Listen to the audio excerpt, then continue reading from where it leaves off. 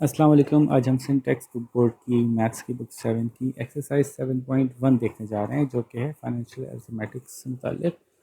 Financial arithmetic क्या होती है कि पैसों के हवाले से जो मैथ्स इस्तेमाल होती है उसके बारे में बात की जाती है। बहुत आसान है, चूँकि पहली एक्सरसाइज है तो ज़्यादा आसान है। बेसिक परसेंटेज की बात हो रही है। फॉर एग्ज़ाम्पल पहला सवाल इन्होंने कहा है कि प्रॉपर्टी है, एक जायदाद है, एक घर है, उसकी कीमत जो है वो है ये, और उस पर इतने परसेंट टैक्स लगा है। तो बताइए कि कितना टैक्स लगा है, प्रॉपर्टी के ऊपर कितना टैक्स लगा है। तो जो भी अमाउंट हमारे पास होती है, जो टैक्स की अमाउंट होती है, फॉर एग्जांपल 5%, तो हम उस अमाउंट से उसको मल्टीप्लाई करते हैं। परसेंट होने की वजह से 100 को इनको डिवाइड करते हैं। तो जो भी अमाउंट है मल्टीप्लाई बाय 5 डिवाइड बाय 100, तो ये हमें पता चल जाएगा कि एक्चुअली कितनी अमाउंट हमने पे की। इतनी प्रॉपर्टी की कीमत थी, इतना टैक्स का रेट था, 5% टैक्स का रेट था। तो 5% टैक्स का रेट से एक्चुअल टैक्स की अमाउंट निकालने का तरीका ये होगा, ज़ीरो से ज़ीरो काटा, ज़ीरो से ज़ीरो काटा। बहुत आसान है, तो बहुत ही आसान है। तो ठीक है। तो आमतौर पे इन्होंने जो फिगर्स दी हैं देखें, सारी के आखिर में ज़ीरोज़ हैं, तो ये इसलिए दी हुई है कि आपके बहुत इजीली सॉल्व हो जाए आपसे। तो आप इसको करेंगे 2864 मल्टीप्लाइड बाई 5, तो ये हो जाएगा तकरीबन 5 4 ज़ार 20 और 14320। ये टैक्स बना, the amount of tax question 1 की। एक और ले लेते हैं, मैं आपको समझा देता हूँ। फॉर एग्जांपल ये वाला ले लेते हैं। प्रॉपर्टी टैक्स निकालना है 20500000, 20500000 इंटू 1.6 अपॉन 100, 1.6% है। ठीक है, मैंने आपको पहले भी समझाया है कि इसका डेसिमल हटाने के कई तरीके होते हैं। एक ये ज़ीरो काट दें, इसका एक डेसिमल हटा दें, यानी इस जो 10 इससे मल्टीप्लाई हो रहा था इसके बजाय इससे मल्टीप्लाई कर दें। और भी तरीके हैं। तो डेसिमल हटाने की ज़रूरत इसलिए पड़ती है कि ज़रा अच्छा रहता है, आसान रहता है सॉल्व करना। अच्छा, एक ज़ीरो से एक ये ज़ीरो भी कट गया, एक ज़ीरो से एक ये ज़ीरो भी कट गया, तो रह गया 2050 मल्टीप्लाइड बाई 16। ये आप कर लीजिए, 2050 इंटू 16, 6 0 0, 6 30, 6 0 0, 6 12, 0502000823 शायद। जी, तो ये जो है वो मैं करके भी चेक कंफर्म भी कर लेता हूँ ज़रा।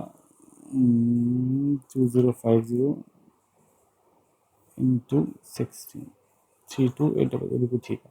तो ये आया आपकी रेट ऑफ टैक्स। इतना नहीं, रेट नहीं बल्कि ये अमाउंट ऑफ टैक्स आ गई। ठीक है, ये है रेट ऑफ टैक्स के इतने परसेंट से आपके ऊपर टैक्स लगेगा, जितनी भी आपकी वैल्यू होगी। फॉर एग्जांपल आज प्रॉपर्टी की वैल्यू आपकी 5000 है, तो 5000 का 5%। 50,000 हो जाएगी तो उसका 5%, और 5 लाख हो जाएगी तो उसका 5%। चूँकि प्रॉपर्टी की वैल्यू ऊपर नीचे होती रहती है, तो एक्चुअल अमाउंट जो निकल के आती है वो हर दफ़ा कुछ अलग हो सकती है। प्रॉपर्टी का रेट जो है टैक्स का, वो उन्होंने फ़िक्स बताया हुआ है। ये बात समझ में आ गई। अब एक सवाल ये है कि अगर इन्होंने कहा कि मेरी एक प्रॉपर्टी थी, मुझे नहीं पता कितने की थी, या इन साहब की एक प्रॉपर्टी और हमें नहीं पता कितने की है। ठीक है, इन्होंने टैक्स दिया इसके ऊपर 5%, और जो 5% टैक्स था, 5% ऑफ एक्स वैल्यू, जो प्रॉपर्टी की वैल्यू थी, टैक्स बना लेट सपोज 20,000। प्रॉपर्टी की वैल्यू क्या थी हमें नहीं पता, और टैक्स 5% लगाया, टैक्स की अमाउंट बनी 20,000। अब हमें एक्स वैल्यू मालूम करनी है, एक्स यानी value of property, not tax. Value of property मालूम करनी है। टैक्स था 20,000, टैक्स का रेट था 5%, और 5% जब इससे मल्टीप्लाई होता था तो ये आ जाता था। अभी हमने पिछले सवाल में किया। तो अब अगर हमें यही नहीं पता तो इस 5% को हम यहाँ ले जाएंगे, इसको ज़रा प्रॉपरली लिख लेते हैं। 5% को लिखने का तरीका होता है 5/100। जब 5/100 यहाँ से जहाँ जाएगा तो 5 नीचे आएगा, 100 ऊपर आ जाएगा। तो x यानी वैल्यू ऑफ प्रॉपर्टी होगी 20,000 अपॉन 5 इंटू 100। तो अब 5 अंदर 5, 5 4 ज़ा 20, 1 2 3 4 5, 2 3 4 5। तो ये 400,000 वैल्यू थी प्रॉपर्टी की, वैल्यू ऑफ प्रॉपर्टी। ठीक है जी। इसमें जो आपको वर्थ ऑफ प्रॉपर्टी या वैल्यू ऑफ प्रॉपर्टी निकालनी होती है वो ऐसे निकलती है। तो अब यहाँ से आप कोई भी सवाल ऐसा उठा के सॉल्व कर लें। फॉर एग्जांपल मैं अगेन 5वां सवाल करवाता हूँ। जब प्रॉपर्टी की वैल्यू मालूम ना हो तो हम कहते हैं कि कितने परसेंट टैक्स लगाया, 1.5% टैक्स मल्टीप्लाइड बाय वैल्यू या वर्थ यूज़ किया, मैं वर्थ यूज़ करता हूँ, वर्थ ऑफ प्रॉपर्टी। तो टैक्स की अमाउंट कितनी थी, टैक्स की अमाउंट थी 11700, 11700। तो बताइए वैल्यू ऑफ प्रॉपर्टी कितनी थी, तो इसको इधर ले जाएंगे। अगेन जैसे मैंने आपको बताया कि 1.5 का मतलब होता है 1.5% का मतलब होता है 1.5 upon 100 into worth of property equals to 11700। इसको वहाँ ले जाएंगे तो हो जाएगा worth of property is equals to 11700 multiplied by 100 divide by 1.5। अच्छा जी, डेसिमल हटाने का एक तरीका ये भी होता है कि यहाँ से एक डेसिमल हटाएं और अपोजिट साइड पे एक 10 बढ़ा दें, यानी एक ज़ीरो बढ़ा दें, तो आसान हो जाता है। तो ये हो जाएगा 11700, तो पहले का था 3 ज़ीरो और आ गया 1 2 3, तो ये 15 से डिवाइड हो रहा है। वैसे तो वैसे भी हो सकता है डिवाइड, आप इसको करके कर लें, डिवाइड कैलकुलेट करके कर लें, शॉर्ट करके भी कर सकते हैं, यानी यहीं से हो जाता 5 से। तो बहरहाल मैं इसका डायरेक्ट आंसर आपको बता देता हूँ, 11700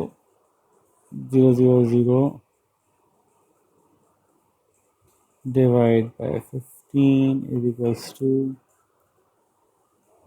780,000। ये थी एक्चुअल वैल्यू ऑफ प्रॉपर्टी या वर्थ ऑफ प्रॉपर्टी। इतनी की प्रॉपर्टी थी, 1.5% टैक्स लगा तो इतनी अमाउंट बनी। ठीक है, तो ये सारे सवाल भी आसानी से हो गए।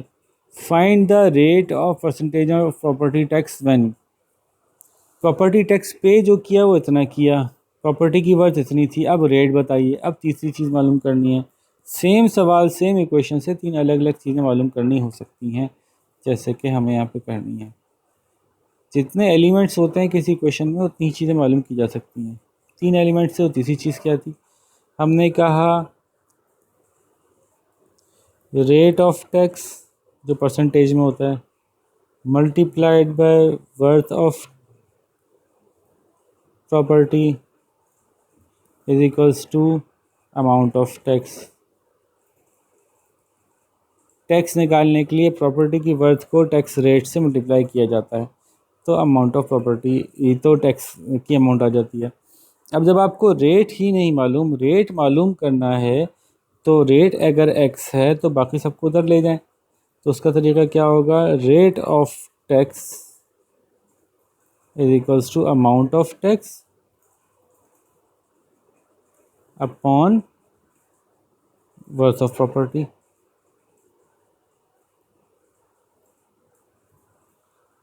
ठीक है, तो लेट्स सी कि ये कैसे निकलेगा।